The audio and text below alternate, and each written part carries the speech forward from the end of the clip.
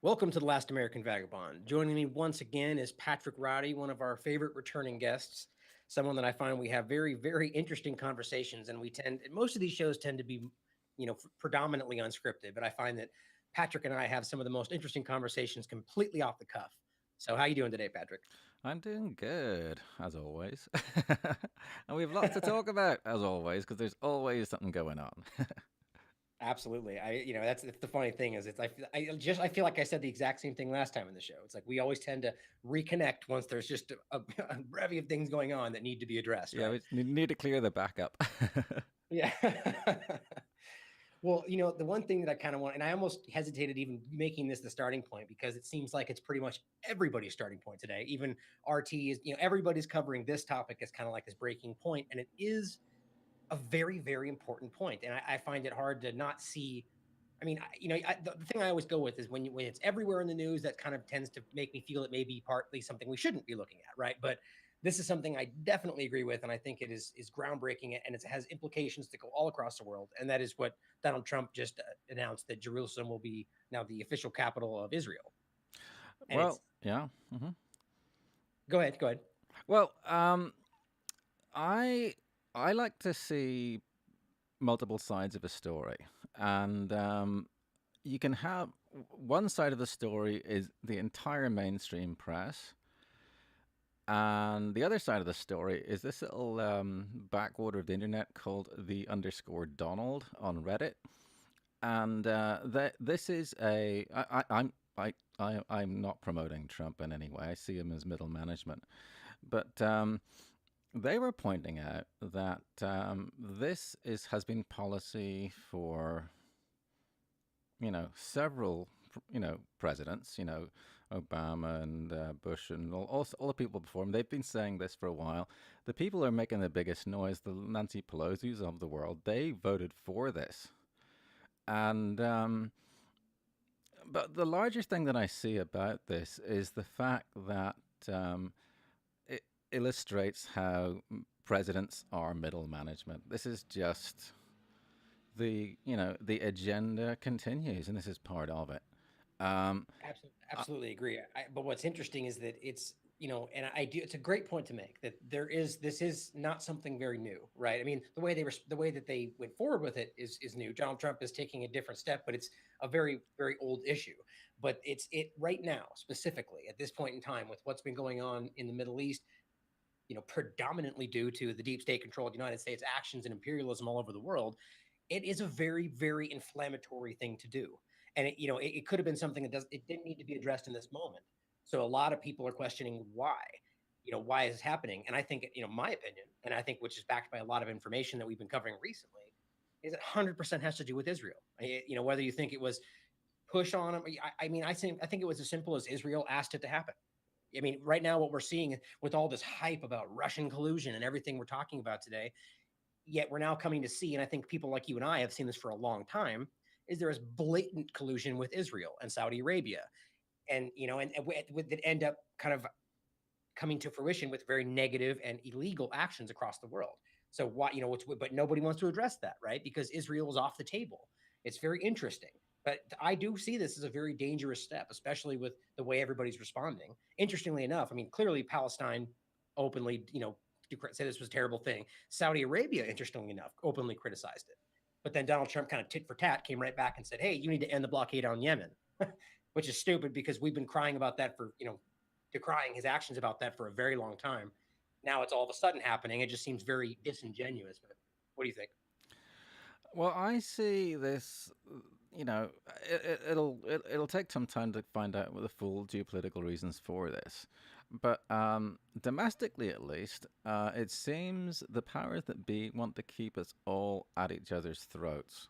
Um, we've had all the identity politics, the election stuff, the immigrant stuff, the travel bans, the stuff that's going on in academia, all this sort of thing. It's there seems to be no effort to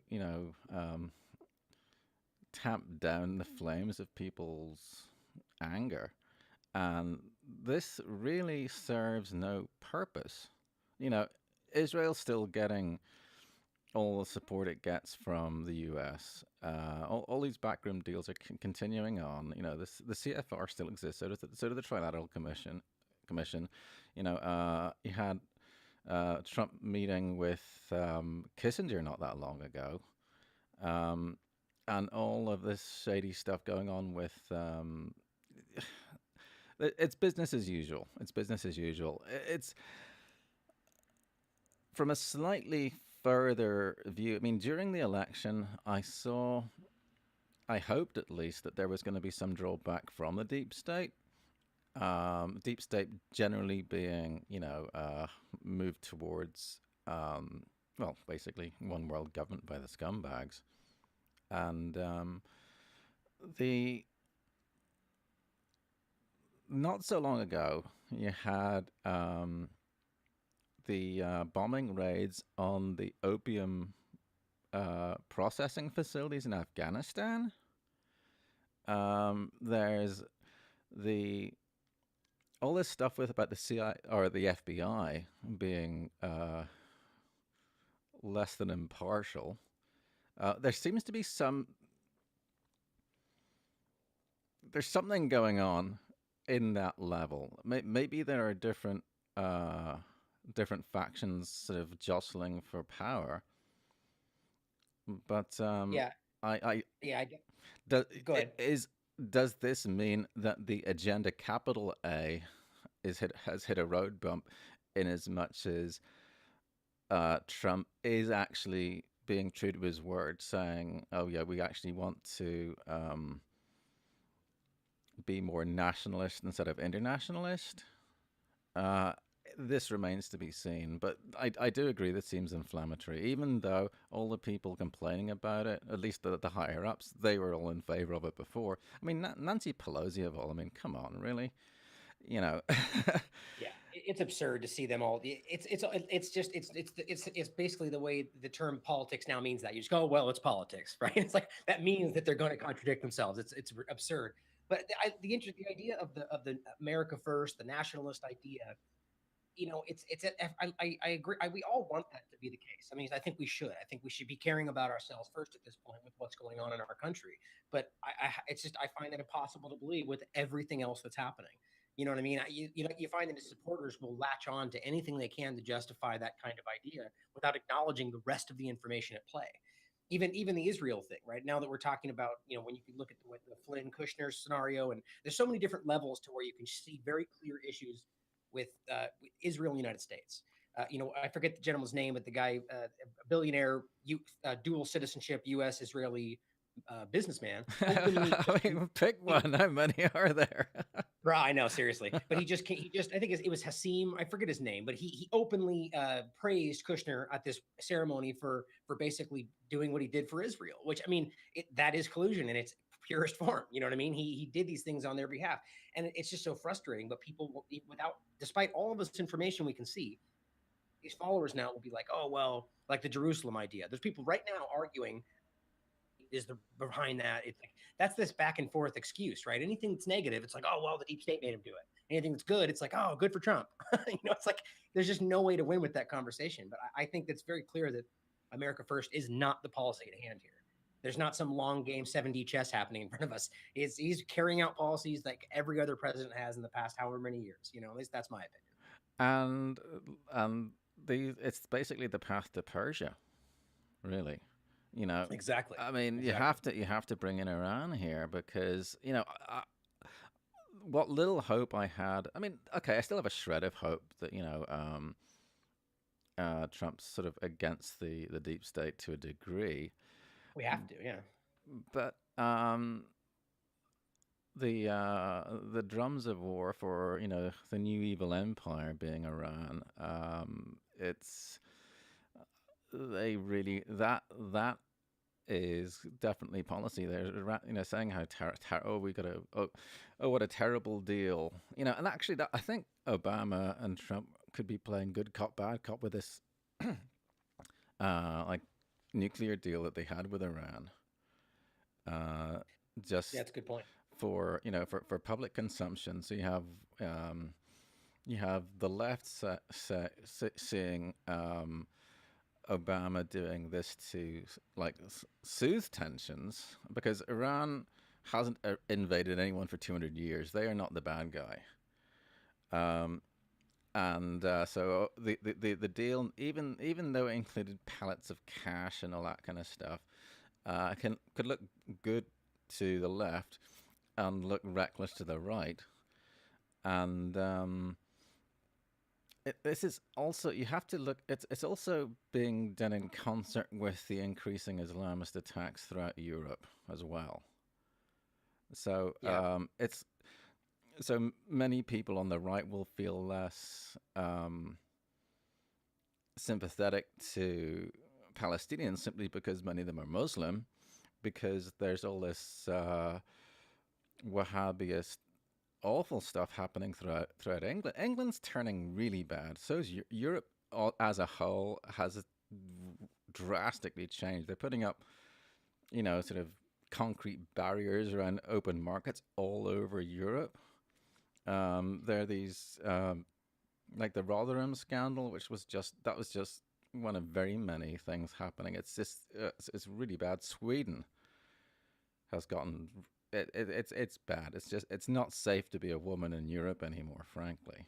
Right. And, a lot of people would immediately say that that's fake news or whatever, but there's very clear statistics showing to some degree that that is the case. You could maybe argue that it's overblown, but there's very clear issues happening right now. And there's an argument that has to be made, whether it's complete, all, some, whatever, but the idea of weaponized refugees, right? I mean, it's something that, right? I mean, the problem is today that kind of a discussion is just, oh, that's hate speech, right? Without any critical thinking applied. But the idea is that, I mean, this is something we've wrote about in the past and hasn't really been addressed in a long time. Almost, I feel like to some degree it's been verified. But people have written about this for hundreds of years. The idea that you can manipulate a population to then force them into another area, even if it's not done through like the idea of terrorism. Simply just the influx of that many people will drastically alter any kind of a society. Right. And so it's like you have to consider that that's part of what's going on, even if the ultimate level here, where we're talking like the deep state controlled United States or the Western powers that are intentionally going over and bombing these countries, hypothetical humanitarian reasons and regime change, and then flooding everybody everywhere else because there's countries are bombed into nothing, right? And now we're seeing the result of that. And I would absolutely argue that that was at least to some degree an intentional choice to have those repercussions. And I definitely agree with you that it all comes back to Iran. At least I shouldn't say all, but to a very large degree, we've known that that has been the plan for a very long time. You could cite any number of people on record, in literature. I mean, it's all over the place. We know that that has been a goal. And I wrote about the recent, I think it was maybe 6, 7 months ago, the idea of the impending quote unquote liberation of Iran, right? I mean, that's what we're going to see, and it's going to happen, and then there's going to be it's going to be a reason, just like we're seeing with North Korea. It has to have this fake humanitarian edge to it, or we're trying to protect the South Korean people, or whatever the nonsense is. And on that side note, not to get off Iran, but I have a friend that lives in South Korea right now, and she continually sends me information that contradicts everything that we're talking about here in this country. Like the people in South Korea think that this is absurd, the way that the United States government is acting. They like it's a joke, the idea of Trump, the whole thing, and they're the ones supposedly with the most impending threat, right? So it's very interesting. There's so much going on here it contradicts everything we're talking about. Yeah, there is a long game. The ultimately, the powers that be want to break all bonds between people, so we're atomized and easier to pick off. Um, so that's why you have, you know, left versus right, rich versus poor, gay versus straight, and actually within the LBGT, whatever, all those. Oh, you forgot about 11 Yeah, letters they there, like they Patrick. keep adding to them. Like there's 70 whatever genders, and counting. That means all of everyone who puts himself along that spectrum is separated from the other. You have it's and the there is frankly it's what's happened in Europe is um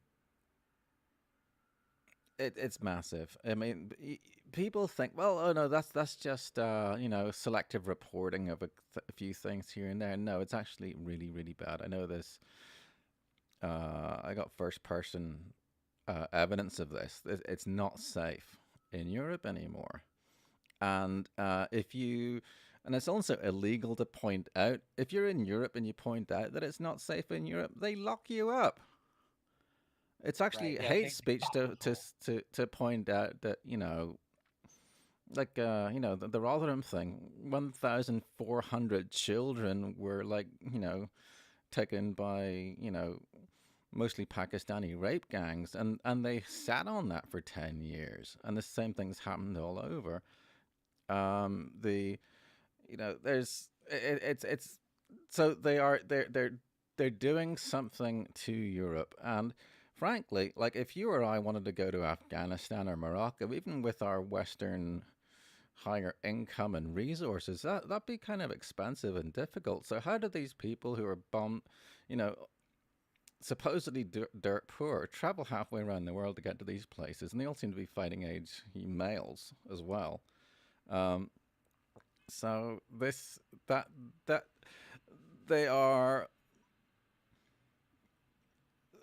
I'm not sure if they're like throwing gasoline on the fire, but they are actually sort of like putting lots of logs and kindling on the fire, and they have lots of matches handy. Um, and So if there is something with Iran, would that further inflame these, whatever you call them, in Europe? I forget what the politically correct term is. Visitors. What is it? Not they don't call them. I don't know. I know you have. It's they're policing the language too. It's So so funny though because this entire like all these points you brought up are valid points backed up by information that facts. Yet they're points that, like you said, are just off the table right now. Like you cannot discuss these things in a real way today, which should say everything we need to know about it. You know what I mean? And that speaks a lot. But I do want to make the point that it's important to note that regardless of why this is happening, who made it happen, and the effects of it, it is not okay to then. I'm not saying you're doing this, but for other people to blanket statement all Muslims in one kind of thing. And I know you agree with that. It's frustrating. I think that's also part of this agenda, is that they created this situation that makes it seem that way. And then you have very intelligent, rational people who are now beginning to have this very McCarthyist level fear about these, entire races of people. And the same thing's happening with Russians. Like it's not you talk to a Russian, anything about Russia in totality today, that every one of them is evil. It's all negative, and it's like that's very childlike. But yet we're seeing it on a mass scale, and it's being perpetuated by our very own politicians. It's very alarming to see this happen. I'm just curious, what have the Russians done? you know, Exactly. Exactly. really, what have they done? Besides help defeat ISIS, I don't know. Well, there was that. Oh, that did not go down well at up at the upper levels. It was not good, and suddenly ISIS broke. Huh, fancy that. Um, well, ISIS is a Western creation. We've been using, there's the Mujahideen, and it goes all the way back. This is, they're funded and all that sort of stuff by us. And the reason that they weren't destroyed through the previous administration was the same reason the Vietnam War lasted so long. You know, the in the Vietnam War, the U.S. Air Force were prevented from bombing, you know, their supply lines and stuff. That was artificially kept going much longer than it. I mean, that could have been finished off much quicker, but the war needed to go on, and actually Henry Kissinger had played a part in that. The Viet Cong were ready for peace talks in Paris, and Kissinger sabotaged that to extend the war for however much longer. And he's a guy who is giving advice to Donald Trump right now, amongst others. Um, Exactly. I mean, And a good he's talking parallel. to him. I don't know whether he's actually following his advice. I hope he isn't, but there's it'll all come out in the wash. We just have to pay attention. But I really don't want to. The idea of a war with Iran would be very, very bad. Uh, Absolutely, far-reaching implications. But it's interesting to see that it's definitely something that Israel absolutely wants to happen, right? yeah, they And tend to it's like, get well, their way. yeah, exactly. It's We can funny see that that. historical idea that's happened. We can see that all throughout our history. It's kind of who's calling the shots kind of idea. But an interesting parallel is it's basically what's happening again in North Korea because all this stuff. It's I didn't know those ins and outs as much about Vietnam, but to be honest, it doesn't surprise me. It's like we know that these things are very politicized, and what's happening in North Korea right now is the idea that they have multiple times denuclearize. And it's on record. I mean, it's something that mainstream media will just refuse to even address, and they'll cut their quotes and make sure it sounds like we're going to destroy you. But what they said is, if you don't stop doing this, and whatever, it's like they cut out all the parts that make it seem like a normal, rational statement. But they've offered to do it multiple times, and all they're asking is that the United States specifically stop provoking and stop doing all these war games and stop encircling their country and pretending they're assassinating the leader. I mean, it's like, how is that not seen as a provocation? And yet the United States will refuse to see it on this like righteous stance, like, no, we won't even discuss things with you until you do this. And it's like, not, no respect for their sovereignty. It's amazing that in these, and like you said with Vietnam, it's something we can see in any one of these areas. It's all political, and whether you're talking about the military industrial complex or any number of reasons why they would want to do this. It's financial is definitely one of them, but I like we're talking about the idea with Iran. I think this all plays into this larger agenda. Well, You could take it all the way to the New World Order if you wanted to, right? It's just a larger idea. well, you know, the war with North Korea didn't finish. There was an armistice. That was all. They North Koreans want an end to the war. Yeah, it's still going. That's I know. The ceasefire. That's why they have the stuff at the border there. Um, it, the North Korea stuff could be a way of exerting pressure on China, but the I think what's we need to Israel. Israel is a creation of the British Foreign Office. It is. That came out of Britain. They have the Balfour Declaration. In 1948, the State of Israel was created. In the same year, the State of Pakistan was created. Both in 1948, That's and interesting. both are geopolitical pressure points. And if you look at the going back to the Wahhabism, all that kind of stuff, Pakistan is where that came out of. And if you look at the intelligence agencies, you got the CIA, MI5, close ties with Mossad, and close ties with ISI in or ISS, whatever the Pakistani one, all answering to the same leaders to create this tension, to basically mess with all of us. And it's it's not completely a psyop, because psyops do actually have real world implications. It's like, as you mentioned before, false flags don't necessarily mean no one gets hurt. It's just a false flag only means the the action, the bogeyman that's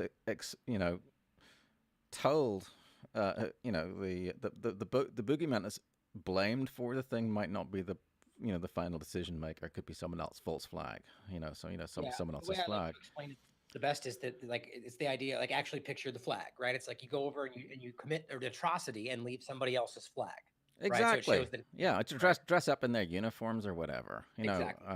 Gleiwitz is an example of that. That was the radio station that supposedly, you know, I'm not sure how true this is, but one of the triggers for the German invasion of Poland was a supposed attack on a German radio station, and they just dressed some people up in Polish uniforms or something, or Yeah, I it's thought that was a verified event. I mean, I think I've read things about that. Yeah. It doesn't mean it's necessarily true, but yeah, but that's It, a classic story. it's an old thing. It's an old thing. And what the larger goal of all of this stuff is, well, wars not only are great profit centers for military industrial complex and stuff, but keeping us all off balance and afraid with actual threats of wars and um, all the things that'll happen from that. But with the amount of refugees, I forget what they call them in the the new Islamic residents, I guess, of Europe. Um, it, if there is a Middle East war, that really would get very, very nasty for Europe. And also places, Yeah. in the United States, places like Dearborn, Michigan. It's really inflammatory. And the Islam's been around for was like 1400 years. Yes, there have been problems, and yes, if you actually follow the Quran, it's it's not. If you follow it, you are supposed to stone adulterers to death and all that sort of stuff. But you should also interject there that you could make similar points about the Bible as well. Maybe not as extreme. Of course, People yeah. But the don't think thing about is, if you're the funding from all these organizations, State Department, and so on, go to war. And like Saudi Arabia, they are um, funding the extreme Wahhabist, Salafist, kill all non-believers stuff. The moderate Muslim stuff doesn't get funded, And you'd also, do and you they're ever, there's also a very interesting point to include that there was a lot of coverage about people speaking out, actual like ISIS members speaking out about how the leaders were absolutely not religious, right? A lot of these people involved in these actual attacks and movements on the idea of ISIS were not believers. It was more about the idea that they were manipulating people with that, right? Which makes a big point on whether it's actually about the religion or politics, right? well. I mean, look at Bin Laden. He came from this like millionaire, like you know, Saudi family. They didn't seem particularly devout, really. It didn't strike me as being devout. And remember the things they found in his little hole hideaway, if that was true, when Yeah. they finally caught him, it was like pornography and all these different things that supposedly, if he's this devout person, it's not supposed to be something he's practicing in, right? Well, that was more of a weekend at Bernie's kind of situation there, I think. Yeah, no, I but agree. yeah, and again, like you got the 9/11 attack, quote unquote, attackers who were like spending time at strip joints and whatnot. Yeah, it's. I'm sure a lot of people that they recruit and draw into these things are true believers, but the people actually run it aren't. They know that they know the bigger agenda. They're just following orders. And a Uh, great parallel to make on that is the idea that something that James Corbett talks about often, which is these movements we're seeing today. I mean, it's the classic Lenin quote, right? The best way to control an opposition is to lead it yourself. And we're seeing that. We actually just did a show about controlled opposition. But all these modern movements, the green movement, all these things have been completely hijacked. Whether you're talking about corporate entities or whatever, it's definitely not what they're selling you. And you could make the same argument like we are right now for very big ideals. Like, the ideologies are they're being led by politics and as opposed to the actual religion of it, right? I mean that should change anybody's perspective of these things. yeah, there's unfortunately it is possible. It is there are a lot of useful idiots that they can bring into all of these things, and those are the foot soldiers that actually end up getting hurt. The top guys always get away. You know, as I was, I forget the last who I was saying to. With all these wars, the people who start the wars are never the ones who die in the wars. Yeah, Um, absolutely. We got the people like the Rothschilds and the Rockefellers, people funding things from behind the scenes that are pulling the strings.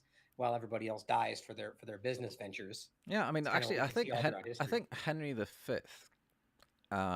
is maybe that's been this is from Shakespeare's play. Uh, the idea of a king leading his troops into battle. I'm not even sure if they did that.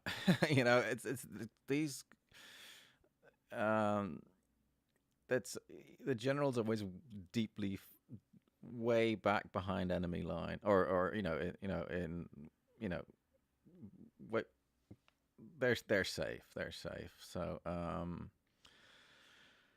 don't know. It's lots of stuff going on. The agenda continues. We know what they want is consolidation of power. Um, and yes, you'll have different power blocks further down the pyramid who will, fight amongst each other. We still talk about, the Democrats being against the Republicans, Russia being against the United States, and all these sort of things. But um, when you look at the larger geopolitical things that happen globally, they're all in concert. Case in point, the spraying. Russia sprays, China sprays. That means they, at some level, they agree to do stuff and not tell their people. So it's. Yeah, if there was one thing I could get people to get past, one thing, it would be the two-party paradigm. I think that is a huge jumping off point that people need to begin to understand that is such a massive deception. It's so like and we talk the same thing as we talk about geoengineering or just simply war. A clear point of that was when Trump actually bombed Syria. Everybody was in concert behind him. All of a sudden, right? All these supposed resist 45, all this stuff was everyone's praising Trump. He became president in that moment. All this nonsense, and it showed you that it's all about war. It's what it really all comes back to. And it's that two-party paradigm is manipulating everybody's perception to the point where they will willingly overlook facts. Like a good we can dive into some geoengineering here because I know that that's something you're very passionate about, and that's something that people will willingly ignore. On a daily basis, something we can see that's been admitted to, but they will say that's not true because I was told it wasn't true, and Mhm. disregard everything else they're looking at. Well, the conditioning is done very well. I mean, people, they'll watch their TV and they'll get used to their um, Rachel Maddows or Lou Dobbs or whoever they're listening to, and that becomes a person like a friend to them in their life, and it's they've done a very effective job on control with the mainstream media. What they're doing now, I think, is moving that same model over to the alternative media. You'll have Absolutely. I won't name names, but you'll see the same model elsewhere. Um, If you be, want to hear names, go check out our show we just did on controlled opposition because okay, there you go. we dropped some names. But it's actually you'd think people would be more free because now they have more options, but not so much because people are subdividing themselves even more because if you, it's like say you're into fly fishing, and that's all you're going to see in your Facebook feed, other people talking about fly fishing, and then you'll have and it's these fake connections. People are not talking face to face anymore. Um, um, you know, Empathy is going down. People communicate via text.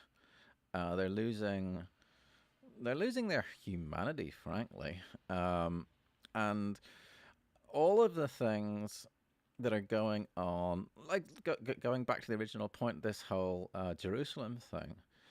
Um, those are things sent from the Ministry of Truth to us to either say, "Oh yay, go Trump," or "Go Trump, go go like whatever." It's to invoke hate, fear, and violence. And these are the things from the other side. You got to look, I always go back to spirit. If there's stuff that's from the other side, hate, fear, violence, division, chaos, deception, all of those things, say no thanks. And really, if you look at the various incidents that have happened that have been presented to the news that got people really bent out of shape, a lot of them, yeah, you completely forgotten they had no effect on your life. This is the other side presenting you effectively scary movies. Hey, get all scared about this. Um, you can just choose not to watch their scary movies because they're going to do whatever Absolutely. they're going to do, and by giving us their attention or fear or reaction, it helps them. It's like, if you have a really annoying kid who's just pestering you, you just ignore the kid. I mean, Exactly. it's Exactly. you do not reward bad behavior. And Um, it's definitely all across the board today. And I think that it's like you pointed out, it's very important to see that this division tactic is in every single aspect of our lives, to the point. And we've seen examples of mothers disowning their children because they're a Trump fan, or like ridiculous examples, and that's always the extreme. But people are being manipulated to the point to where they actually like hate people they used to like just because of a political stance, and I it's know.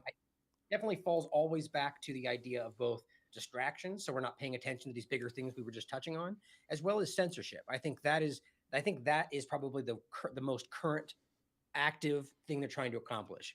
I think I just saw YouTube just announced they were hiring 10,000 people to check and disable offensive videos. And it's like, it's always under this premise of protection and security. And throughout history, people have always been willing to sacrifice liberty for security, which is so frustrating. But it's Yeah, it's happening all across the board. 10,000 at least Winston Smiths. That's basically what that is. Oh, that's the character in 1984 for people who haven't heard that one. It's yeah, it's and I think we need to play devil's advocate with ourselves. So whenever, if we do watch their scary movies about, oh, this side did that and that side did the other, um, find out what reaction it has with you. Do you feel less, sympathetic to Muslims or leftists or whatever? Um, I think the thing to do then is make a point of finding, people in your life who fit any one of those things, like Muslim or leftist or whatever, and find common ground with them. Because yourself, we all think we are, good people, and the beliefs that we and the stands that we have will cause that same reaction in others. So we have to be sympathetic for that and overcome that feeling that we have when we come across something we don't like in others and get over it. Um, we don't, because otherwise we're being controlled, and if you do not want to be, you don't want to be controlled by anything. I mean, you should be guided by your conscience, but controlled, and that's not good. It's we're being played, I think, Absolutely. and it Yeah. doesn't even matter if there is a war.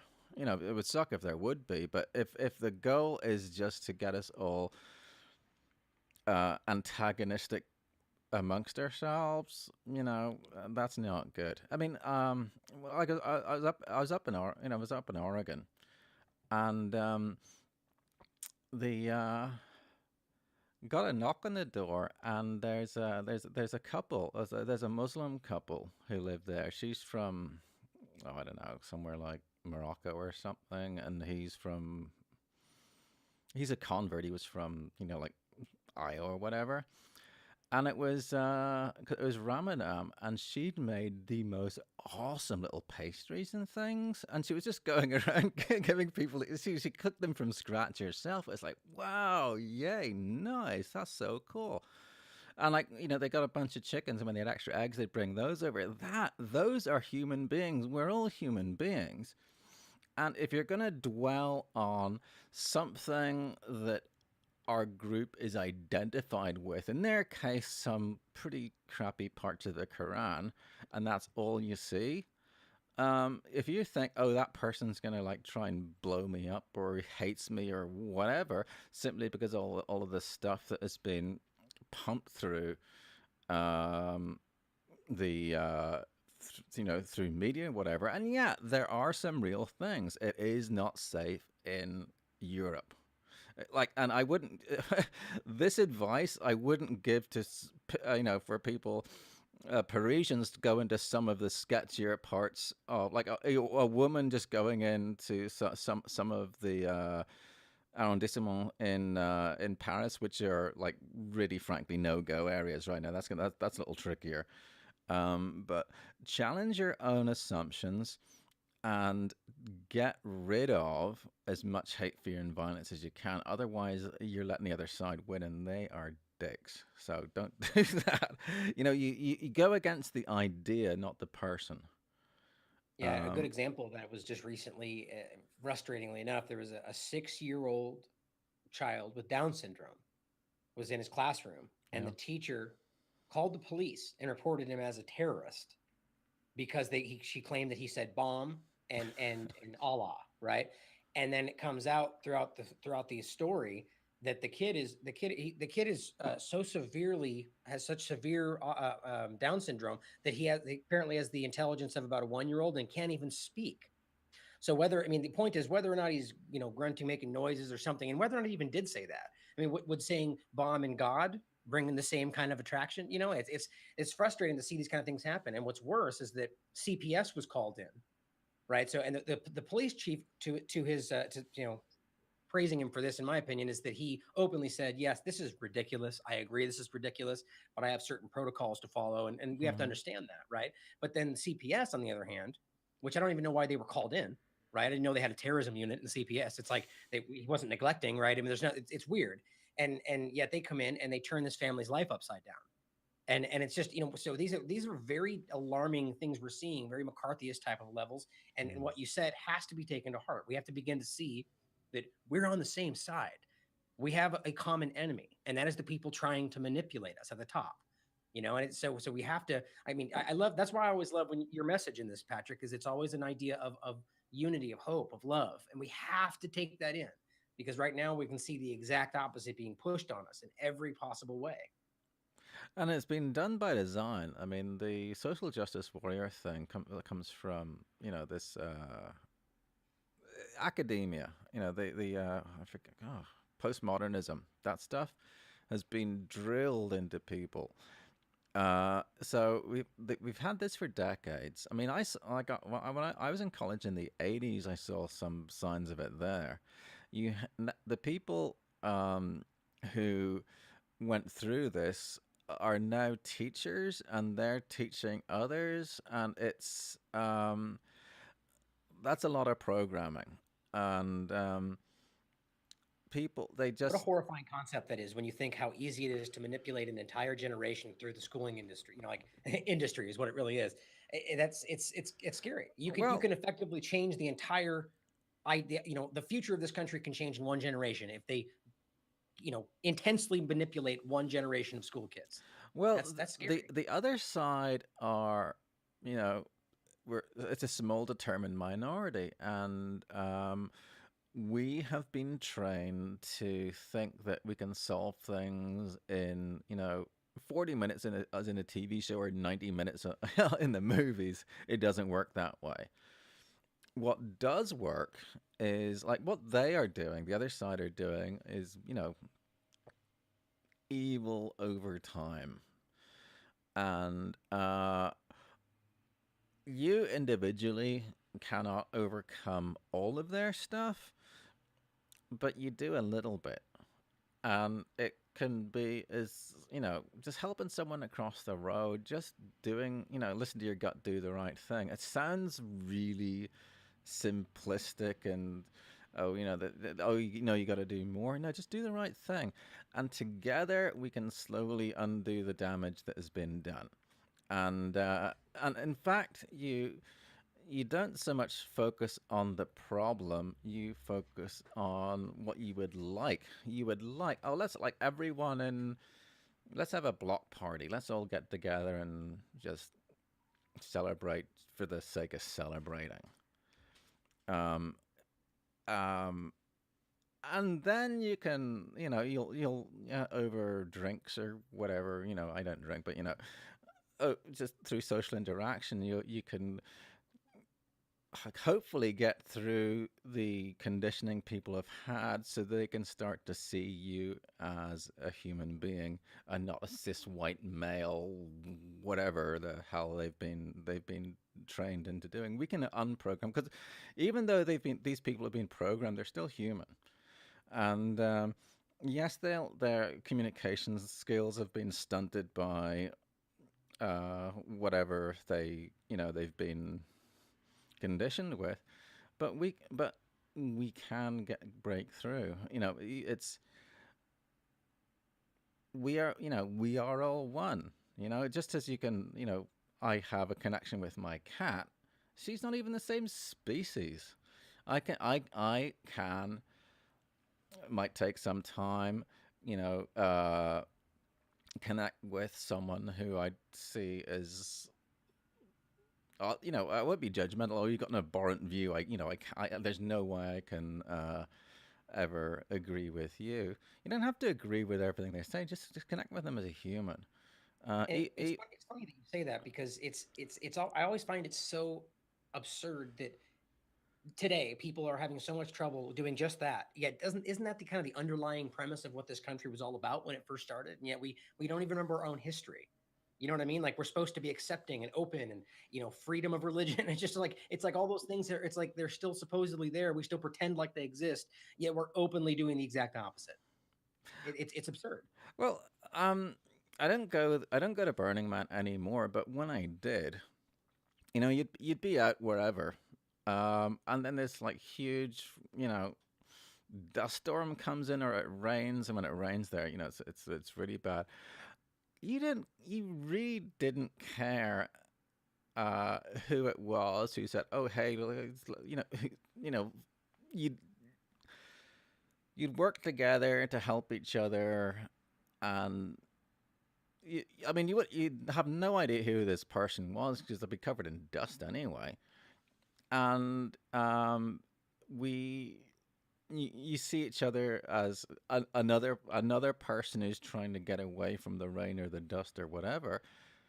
And if in conversation later on you found that politically you were on opposite ends of the spectrum, that would be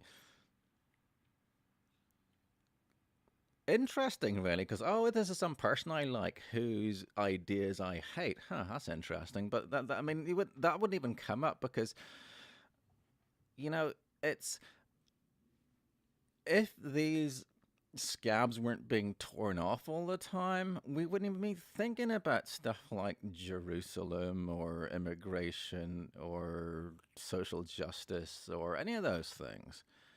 You know, humans by default are actually pretty okay people. I mean, when you introduce scarcity and people have to compete for stuff to survive, that complicates things a bit. But generally, if we're pretty okay people. Unfortunately, we do have this sort of the scumbag thing who artificially make us all bent out of shape with and with things that are actually which are I mean they're not completely irrational.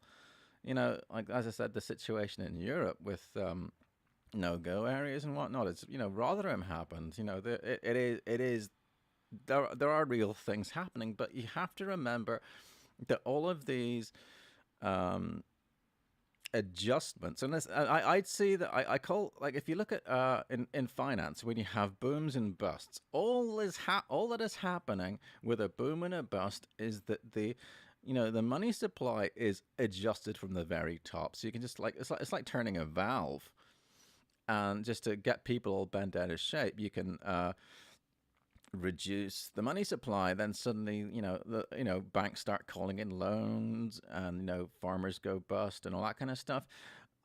The uh, the people turning the dials at the top can also say, let's have more immigration, let's increase the tax, put a law in here so you're not allowed to say what you think. Um, and people who are getting along just fine, when you add these stresses, they'll be at each other's throats. Do not be controlled by these scumbags. They do not have your best interest at heart. Be a human being. You Yeah, know? I like how you said artificial because it's interesting. Of There course are it is. definitely two levels to that, where you can have artificial in the sense that it's not a real, genuine thing. They're creating it, they're making it happen when it otherwise wouldn't. Yeah. And then there's artificial that's just a complete fabrication, right? Where they're lying to you about what's actually happening. That's a very interesting difference there. And Well, I think that all comes back to the discussion that right now, whether you're talking about a false majority or not, that there is a very small group of, on the coastlines here, these little elite groups that are controlling this massive perception where they're saying this is what you should be looking at, this is what's actually happening, and it's a small percentage of people giving it to the rest of the country, the world for that matter. And and that goes back to the idea of censorship, where it's people like us actively trying to point out, hey, well, this isn't true, or this is why it's happening, they're lying to you. mhm. And yet these are the things being censored intentionally. They're keeping the view counts down, they're keeping the videos from getting out, they're keeping our articles from sharing. It's all across the board, and there's a very big reason for that. It's an interesting they're actually a very weird point, not to get off topic, but something that James Corbett just talked about. Wait, are you familiar with the whole YouTube Elsa Gate? uh, Yes. Yeah. Very, very disgusting topic. I mean, we have to get into the Mhm. details of that, but it's the idea that there was videos and very, pedophilic in nature that were let to be there for years and years and years, and YouTube did nothing about it. Mhm. Right? Absolutely nothing. People were screaming about it. Groups were talking about it. Nothing ever happened. And now all of a sudden they crack down on it, right? In combination with hate speech and free speech, all this different stuff. And he made this very interesting point that it's very possible that they allowed that to continue for it's a problem reaction solution, right? They allowed it to happen to it gets to a point to where it's boiling over, to where now we're going, we have to take this stuff down because we all Eh, agree, right? exactly. Take it down. And then it gets taken down. And then it's kind of gets swept up with everything else, where now it's like, oh, well, hate speech matters, and everything else. And next thing you know, our stuff is swept up with it too. Right. So it's almost like we called for our own slavery in a way. Absolutely, absolutely. And actually, that was a similar train of thought that I was having, which I've said before.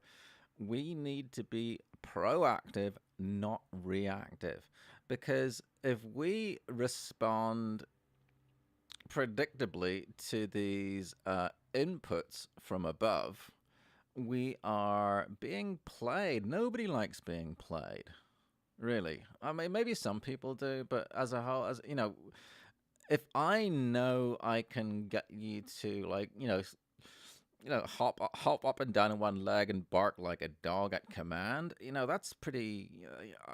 I don't want someone to be able to have that power over me. And these are all variants of that. And in fact, in a similar vein to the Elsa Gate thing, um, I see all of these, like the Al Franken thing. There was rumors that he was going to resign today. I'm not sure if that's going to happen or not. But the getting people to accept that it's okay. People should resign if there has been an accusation, Exactly. right? So that's getting you I know also frequently make the point about conflation, right? Where where this all kind of started. You could argue it started in a few different places, but mhm. Weinstein is kind of the generally agreed upon Right, point. right. And it's very clear that the point of this for most people was trying to call attention to a much deeper problem, whether that's pedophilia, satanic ritualistic abuse, all these things that have been, as far as I'm concerned, proven, verified in history, Hmm. and well as in recent history. And the point is, this was oh good, we're starting to finally get attention on this, but it seems to be going the other way. Well, now, like you make a good point, where These are like just simply accusations, which could be political in nature. These could be all not. I mean, I should make it clear that anybody involved in any kind of sexual abuse should be held accountable, no matter how small. It should be held accountable. But the point is, there's much worse things going on the very right there in front of us, and yet now what's happening is we're kind of conflating this topic with like, oh, he grabbed my butt, or he made a lewd comment, and it's like, okay, well, yes, those things should be talked about, but not in place of these larger issues. And Hmm. that's one thing I've been saying. I think I'm seeing that everywhere now. Anytime hashtag me too and all this different stuff is completely taking over the conversation, and it's interesting. It seems orchestrated to me. Well, I mean, it's like if you are if you're a woman and there's some like hot guy who you're attracted to, who smiles and says something, hey, would you like to like go out sometime? She'd be thrilled. If it was someone who she wasn't interested in at all and made some clumsy, sort of advance of some sort, uh, that sounds a lot like some of these accusations. These are like clumsy come-ons. They're not like grabbing them or anything like that.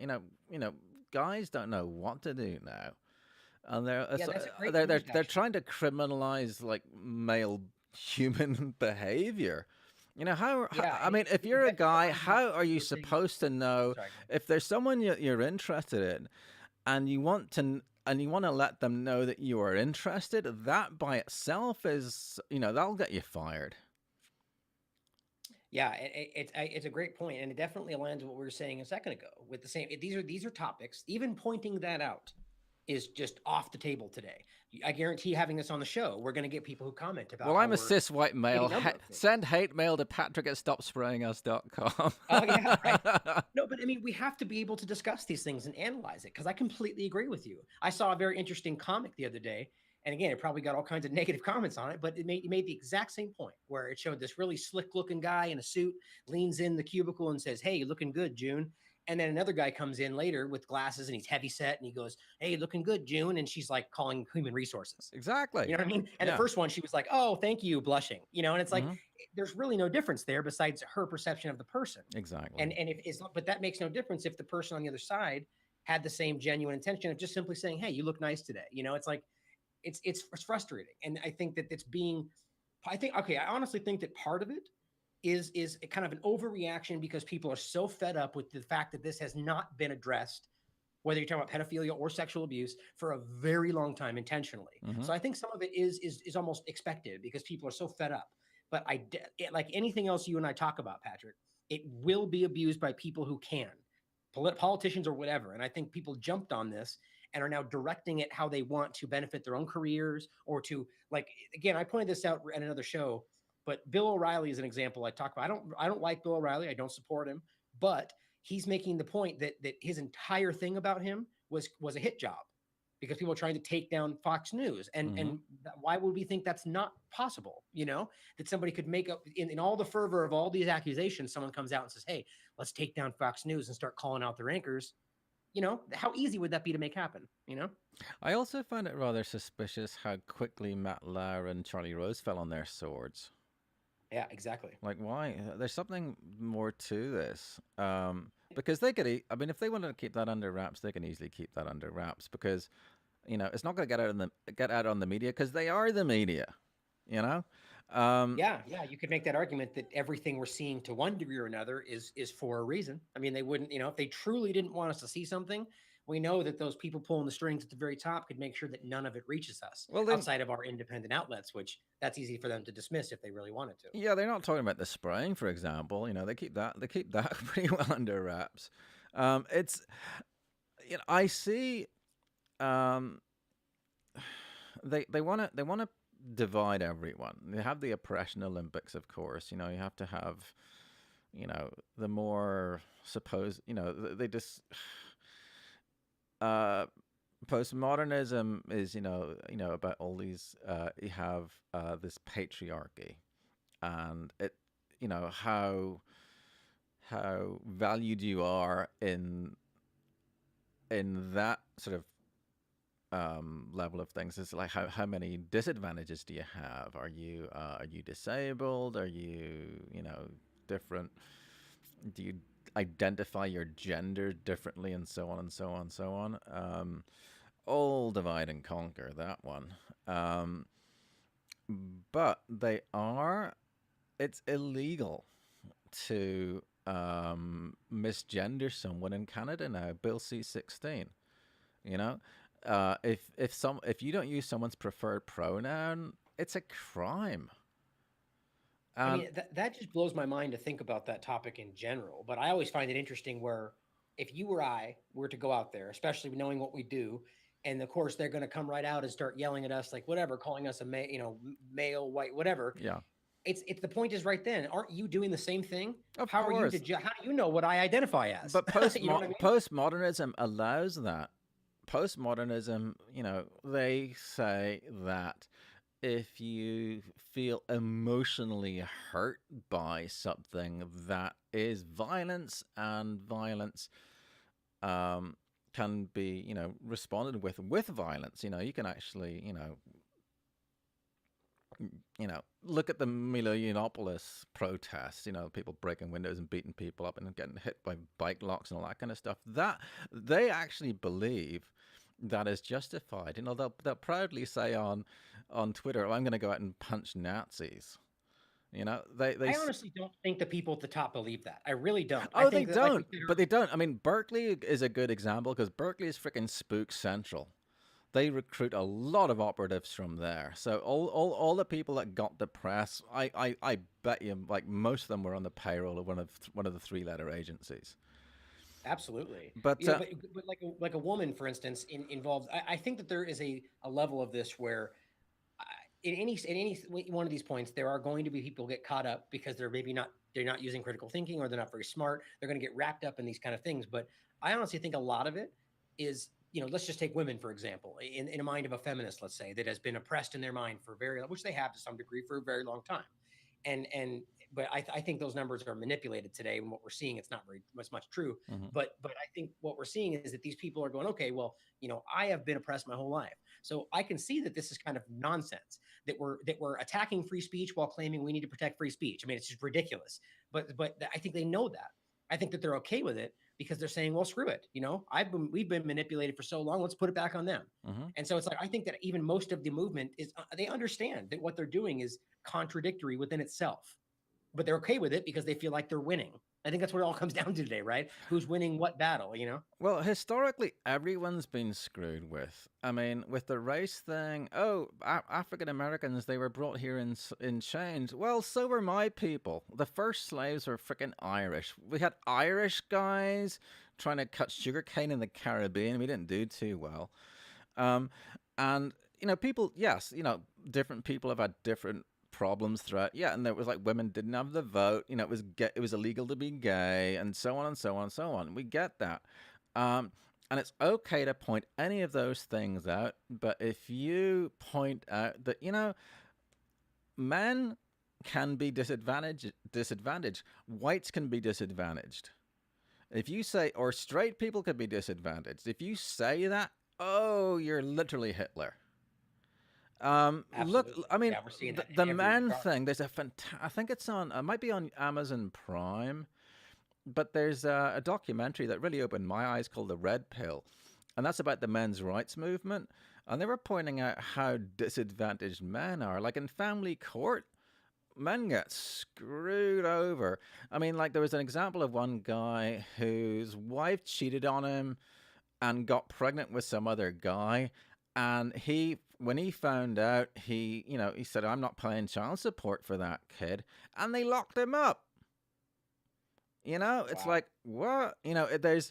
But pointing that out is hate speech. It's okay. I mean, there's only in the oppression Olympics, straight white males like myself, we have so much privilege. It's impossible. So you can say anything you like against us because we have so much privilege and power. There's not, any of our complaints are invalid. Which is the definition of bigotry and racism, right? Absolutely. That's like saying, uh, all whites are racist.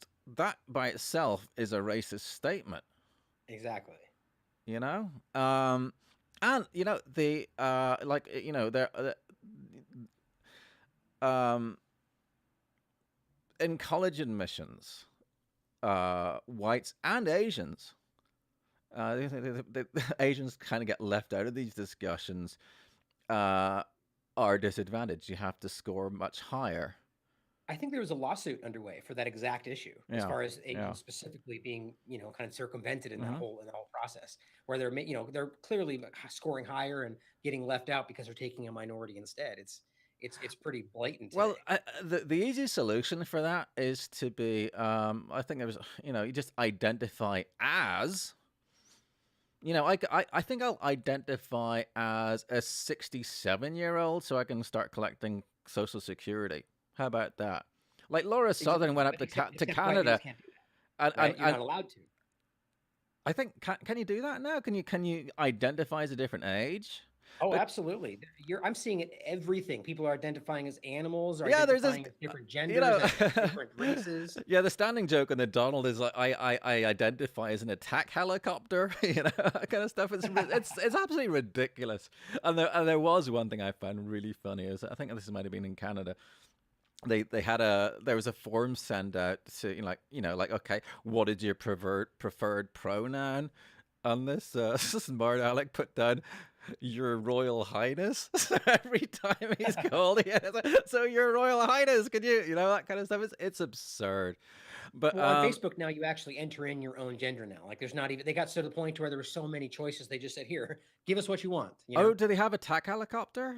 I should check. You can enter it in. You can enter whatever you want. I mean, you can identify. I mean, look, I think they painted themselves into a corner with this. Where they tried to make it so accepting and so open, to where now people are either taking advantage or just, being actual mental disorders here, where people are just going in extreme directions.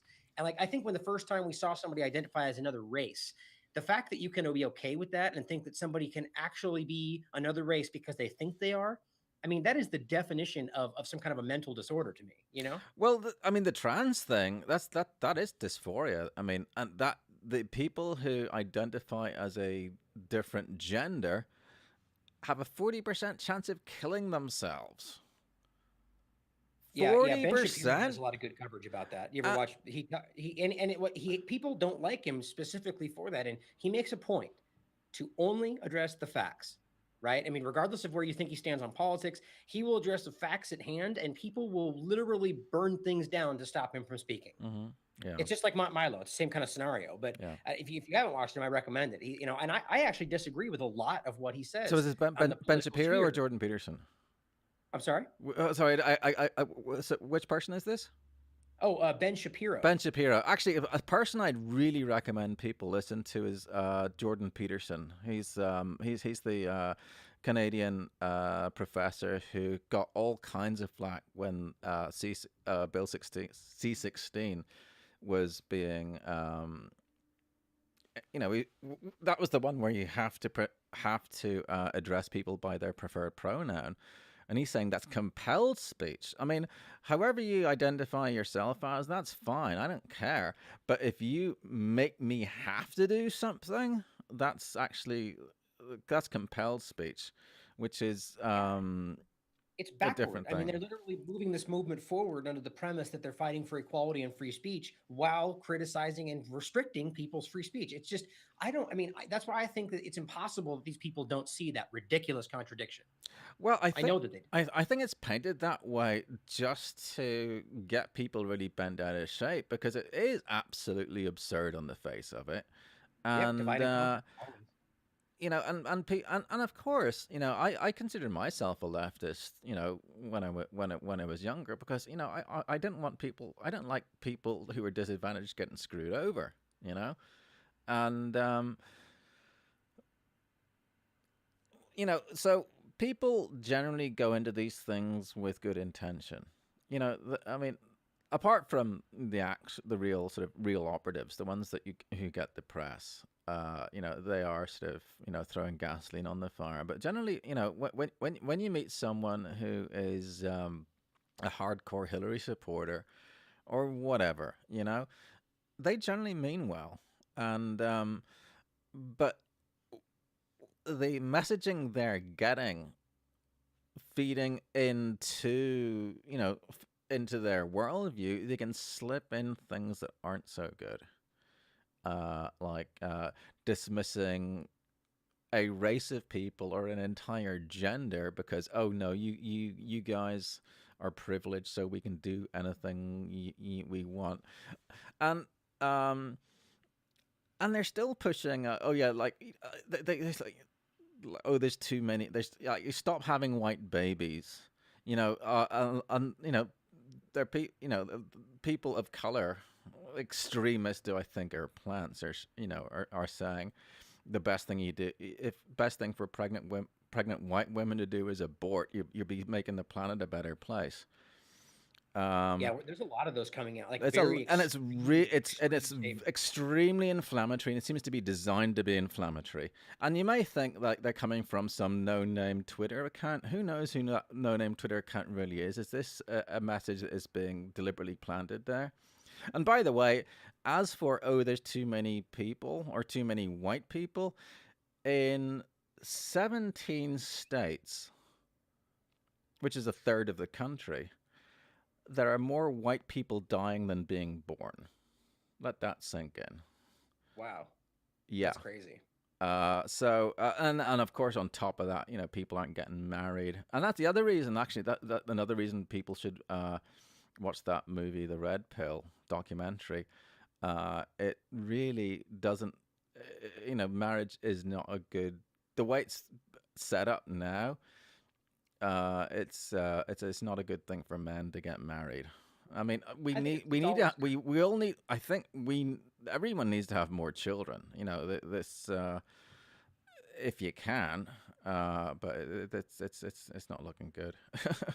Yeah, I think marriage has always been a political institution. I mean, I think it dates back to something before that, but I think it was very quickly turned into something that it's political, it's financial, it's about taxes and whatever else, right? I Yeah, I mean, mean, it's why really not why necessary anymore. why involve the state? You know? Yeah, at every turn. Yeah, yeah. But one point that always nags at me when this discussion about white privilege or whatever, especially specifically in regard to African American, Mm, is the idea that people don't our history is so grossly manipulated as for things we're seeing today that people don't even understand that. I think it's something like 1% or less of people actually own slaves during that time period, mm-hmm, yet the entirety of white culture is shoved into this idea, which but again it goes back to the idea that we all have the same enemy. It was the same people that were ruling things and making these same ultimate decisions that affect all of us. We're all the serfs. mm-hmm. That's what it comes down to, and Yeah. it's like it's frustrating that, it's like you said, the Irish or even the Jewish people have been persecuted way longer than that. Mm-hmm. But it's just so funny how it's this isolated case, and I think these are the reasons why we have to begin to see that this is hyper politicized. That yes, there's yeah, is there an issue? Yes, there is. Right? We can very clearly see that there is racism. That's a stupid thing to say that it doesn't exist. Right? That's the people on the other side trying to say things to inflame the argument. Right? You got to be in the middle here and understand that yes, it exists, but it's not as extreme and ridiculous as it's being painted right now. Well, I These. Go with ahead. racism, you notice differences in people. I know differences in cars. I can tell a Toyota from a Volvo. I mean, do I? And I Volvos, I know, are a little better if you're in a car wreck, or at least traditionally. A Yugo would be a little less reliable, and so on. We see we there's pattern recognition, and we recognize differences, and we don't say, oh yeah, the Volvo is better than the other thing. We just recognize things that are different. I To not be able to differentiate between cars, is that where we want to go? Right. But then you could also say, okay, well, some Volvos may be made slightly different or may have a defect and they may not respond the same way. Or, you know what I mean? It's like stereotypes stem from truth to some degree, right? People picked up on certain things, and yes, they could be inflamed and made to be fake or whatever, but they generally stem from things that are mildly true. But yes, they're exaggerated. And Well, yes, it doesn't mean everybody. There could here, be people within that same thing that don't have those traits. It's just people, it's everything today is in an extreme.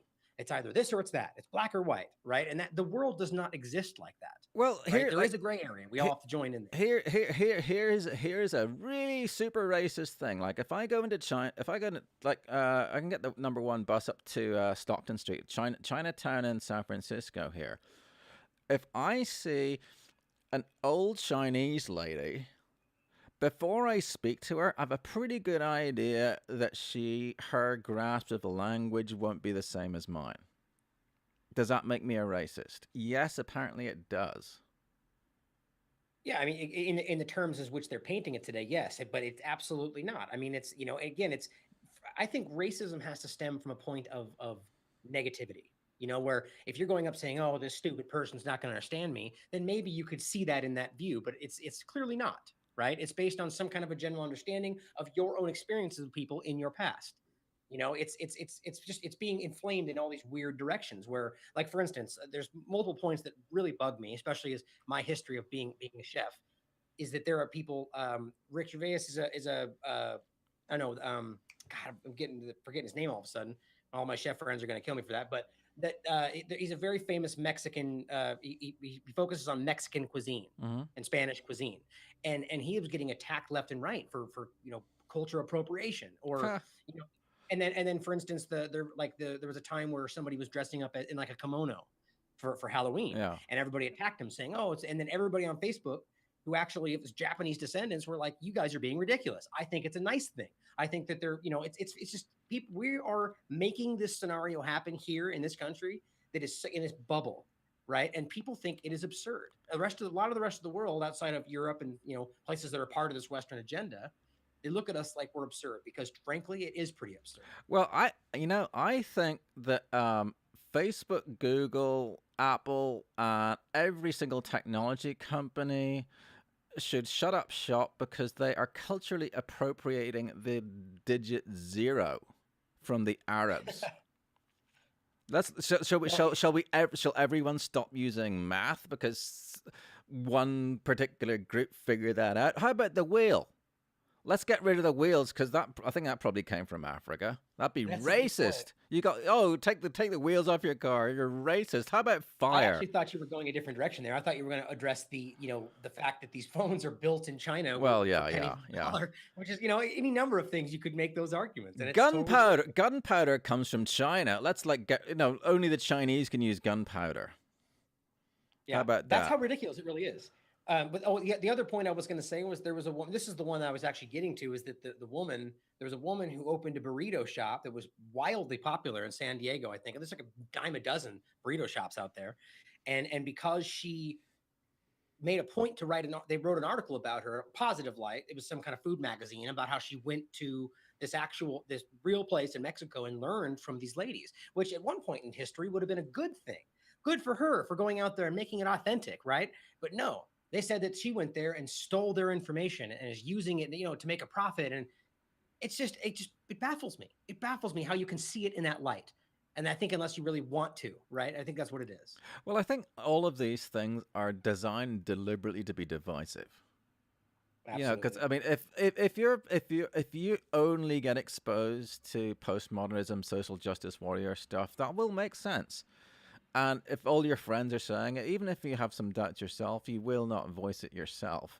So, but anyone else who hasn't been immersed in that will say that's insane, and then we're fighting over freaking burritos or things that don't matter. These social, I mean, just as you can apply pressures with turning the dial on the money supply, you can do it with all these social things as well. And do not be reactive, be proactive, think for yourselves. And definitely like I mean, it's I like the fact that humor is involved in a lot of this thing. That the more ridiculous things do get pointed out as for the absurdities they are. But overuse of that can antagonize people further. Oh, by the way, another thought that I was thinking about in a conversation I had a few weeks ago was the Facebook is working on or actually the military is working on, or has worked on, and the Facebook might implement the their goal to be able to read the speech center of the brain. And if you can read the speech center of the brain, I saw this video. There was some Facebook executive who used to work for DARPA saying how what Facebook wants to do is be able to read the speech center, so words that you have approved for Facebook to be able to act on, you can think, oh, look up local movie times, and Facebook will do it for you. Right So you're now, saying they can think those things and it will pick no, up on if them. they can read your speech center and pick out different words, they can pick out any word in your speech center. So they are getting to the point of, they say it, it's not me. Facebook actually wants to get into mind reading. Yeah, it's funny you go to this point because I was yesterday I was on a friend of mine Dunnigan's show on Reluctant Preppers, and that's what we focused on was the idea that we covered it a lot recently in the last few weeks that they've announced that they have AI technology that can now sense and they already actually have been monitoring people to see. I love how Facebook does this before letting us know, right? Mm, Monitoring people and whether they're suicidal. And then they have people, and they've already approved over 100 what they call welfare checks, which I'm sure you're familiar with, right, which is a warrantless check. So they can come to your house, they can knock on the door and say, "Hey, we're here to make sure you're okay." And whether you want them to come in, they are allowed to come in. right. Not allowed, the law says, right? Not very moral. But it's very alarming because now we're seeing this align with the idea of mental illness and claiming under this guise of helping us, like it always is, that we're going to get to a point, and I think maybe you and I have talked about this in the past, the idea that what we talk about, the idea of conspiracy theory, is actually on the books in some kind of a weird mental disorder, right? Oh yeah, So they can make the oppositional claim. defiance disorder. It's in DSM-V. Exactly. Yeah, Yeah, I yeah, think you're the one that told me that. yeah. They can make the claim that we are a danger to ourselves, and Well, AI picked it out, and next thing you know, there's a knock on our door, and we're going to jail. well, that particular thing where they're looking for suicidal ideation or whatever, that is from things that are, they'll analyze what you have posted or said, Yeah, which most is definitely. But creepy my in point was itself. it's a But quick jump, a quick jump to what get I to the was mind talking reading about, aspect of it. was technology to actually read the speech center of the brain. If they manage to do that, and maybe they already have, your thoughts won't be your own. Yeah, no, exactly, and it's very Orwellian. It's Because, definitely the point was it's a quick jump, right? That we can see that if they're oh, already of trying to course, yeah, read the way we're reacting, then it's I mean, maybe you could make the argument, like we said, being proactive, that maybe they're already doing that. could well be. They can read stuff. I mean, they have like brain scanning technology, and what is even more creepier, perhaps they have this, perhaps they don't. I mean, the Russians have been working all kinds of weird, creepy brain stuff for 100 years. If you can read specific things from a part of your brain, what's to say you can't write to a specific part of the brain? Put thoughts Very into your cool. head, even. That's just, that's it's Yeah, it's technology very gone too far. and then the next step you could discuss is the whether, let's just say they haven't gotten to this point yet, is manipulating us into doing it ourselves, planting a brain chip in your head so you can have a better user experience. The next thing you know, you're directly connected. Oh yeah, like this iPhone thing now. It's just 1,000 points of light, all that kind of creepy stuff.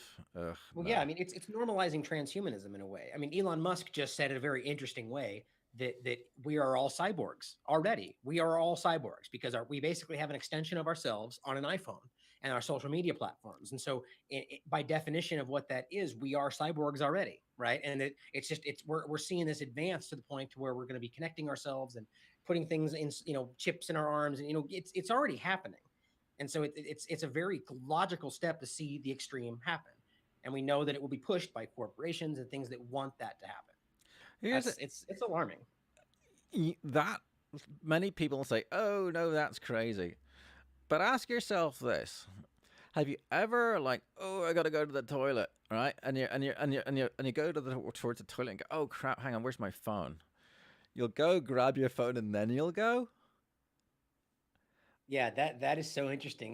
There's what's And his I name? actually, like, about 3 weeks ago, I was somewhere where I wasn't using my phone, and I went to the bathroom, and I was like, "Wow, I can actually do, the physical activity that happens in there without my phone." And it was actually like, wow. Of course, it's absurd to think that you need your phone, but if you have it there with you all the time, I noticed that I'd been trained to think that I did need it, which I would argue was that it's not absurd at all. Actually, I think that there's very real literature to show that we are actually addicted to our cell phones. And are you familiar with a guy named Simon Sinek? I'm He's a not. I'll include the video in the show notes. It's a very interesting video that talks about the chemistry of the brain and cortisol and dopamine and the way that we're all that we reinforce ourselves with dopamine and that every time you do a certain thing you get a reinforcement and it's a drug. It is an actual drug and it's highly addictive. And that's why he said if like for instance if you're driving and you get a text message, right? And first of all you look at it, which is dangerous in the first place. But if you feel like you have to respond and like the point he made is you get a text message in the car and it says, "Hey, do you want to have lunch next Friday?" And if you feel like you have to respond instantly, even while you're driving, you may be addicted, right? Things like Hmm. that, and it's like, and it is an actual addiction, and it's very scary. And even if you don't call it an addiction, it's conditioning. Absolutely. It's getting very close to it, and the having going from this having an external device to an internal device is really semantics almost at this point, because the like Google Glass, it was something that you put on your head. It gave you a heads up display. And from I see the extension of that. Obviously, what they would, wouldn't it be really convenient if you had an always on internet connection and you had something that was maybe written to your retina? Wouldn't that be handy? That isn't completely beyond the realms of possibility.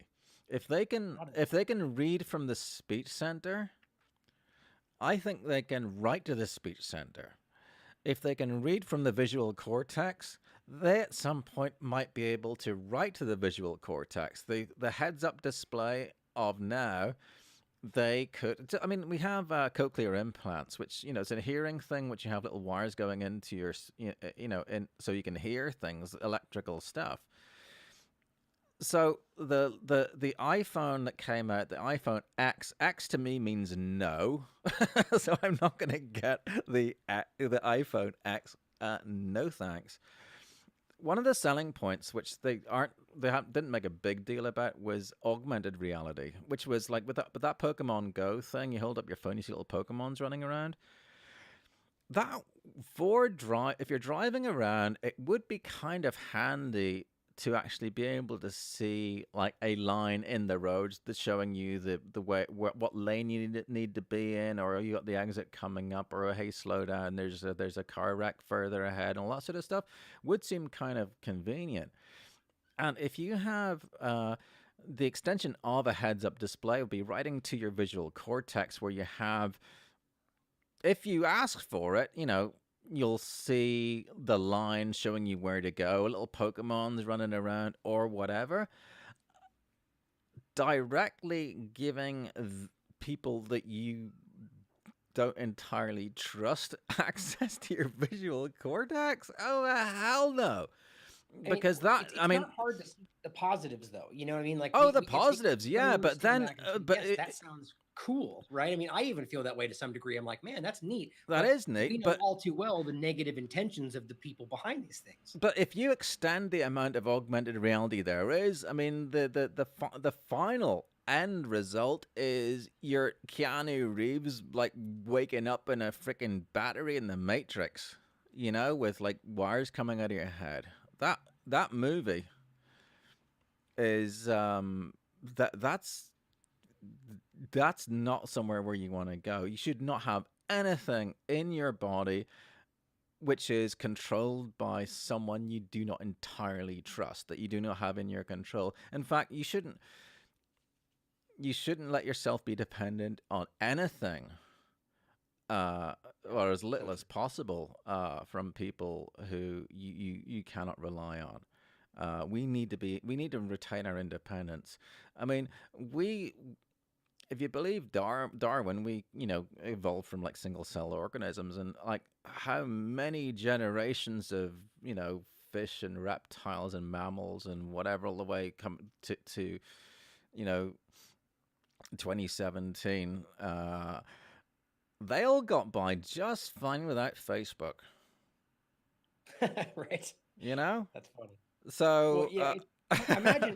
Imagine right now, with all the every time a new iPhone, like you talked about the iPhone X10, whatever. yeah. Imagine if the next one they came out with, they said, okay, well, guess what? It's groundbreaking technology. We can implant this right in you Hmm. for an extra of $100.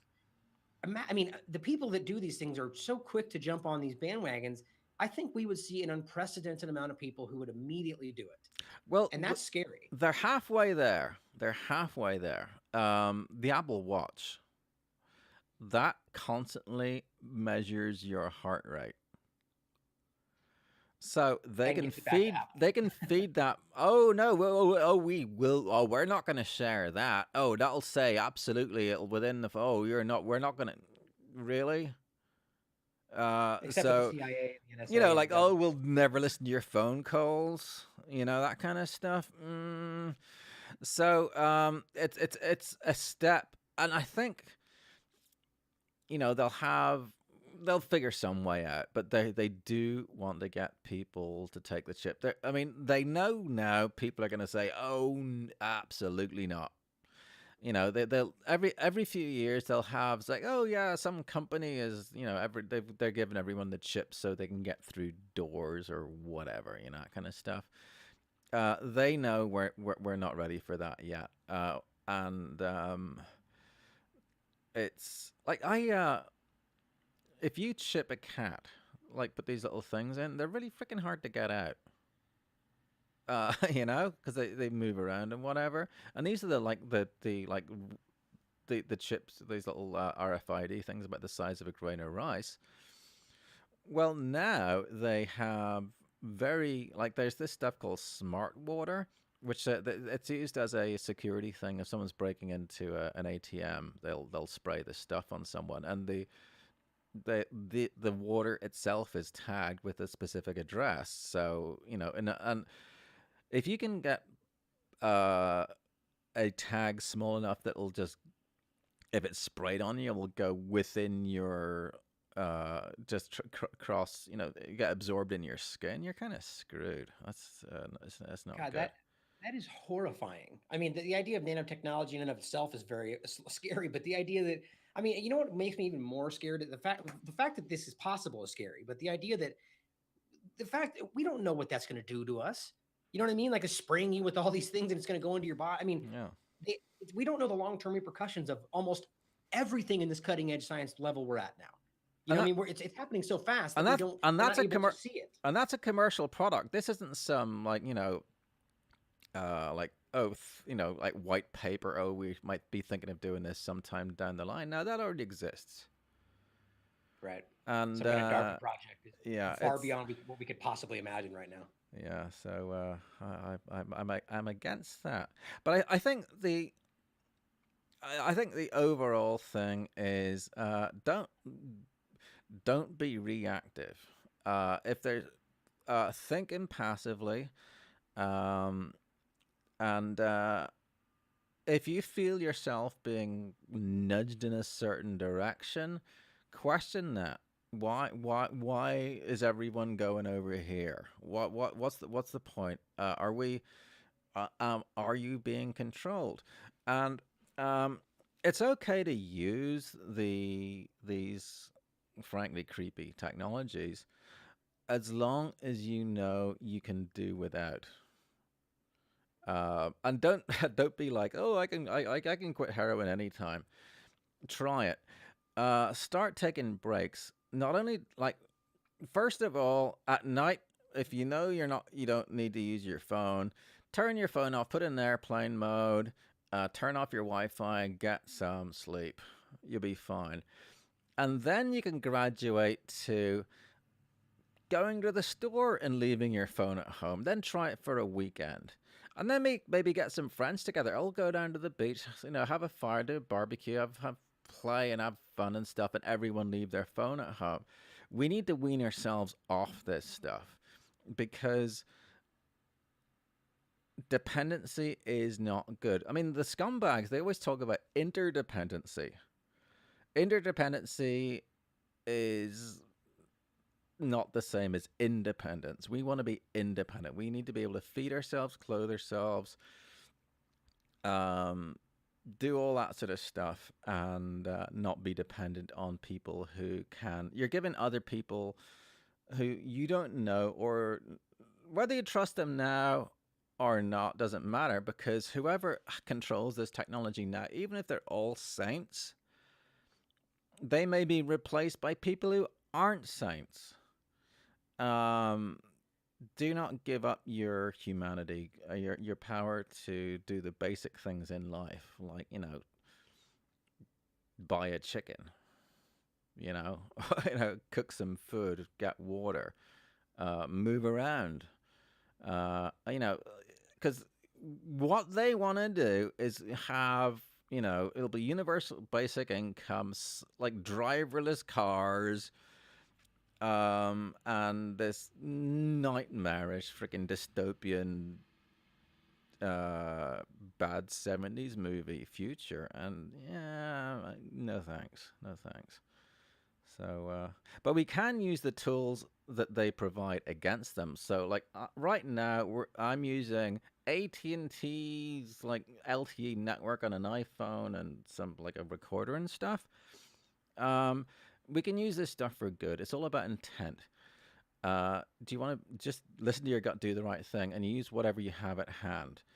But don't let yourself be controlled. Be proactive, not reactive, and enjoy the ride. It's not over. They may seem that they're super powerful because they have all this stuff. They are a tiny minority with, they have a lot of influence, but if you don't want to go along with it, you don't have to. It's a choice. So you use your free will, and you're more powerful than you think. So yeah. Yeah, absolutely. I think like always, Patrick. I think it's a great note to end on there. I think we need to be open to everything, but question everything, and ultimately trust ourselves. That's what it has to come back to. So, thanks for joining me, Patrick. I always think we have the most in depth, interesting discussion. So you're always welcome to come back on our show, man. Hey, looking forward to it. Cool. Well, yeah. Anything you want to leave everybody with, information or any more words of wisdom? Just go to stopsprayingus.com and like that stuff. But yeah, we are immensely powerful. One part of this whole dividing people up into these little tiny groups is making us define ourselves as, oh, you're just this little thing here. We are fractals of God, and the pick a name for God, but this spiritual thing is much larger than the three-dimensional world that we see, and we are all immensely powerful. And the other side, the scumbags, are trying to hide that from us, because when we realize that, they have no power whatsoever. They only have the power that we give them. So if you don't want to give them power, don't. That's all. Absolutely. And that's why we're here to guide people in the best direction that we can. Well, it's take this away with you guys, and really, and take it in, and embrace this stuff, because it's important to keep an open mind in all of these regards, even things that we're told not to believe or we're told to believe. You want to come to your own conclusions. That's what it all comes down to. So you guys stay vigilant out there, and we'll see you next time.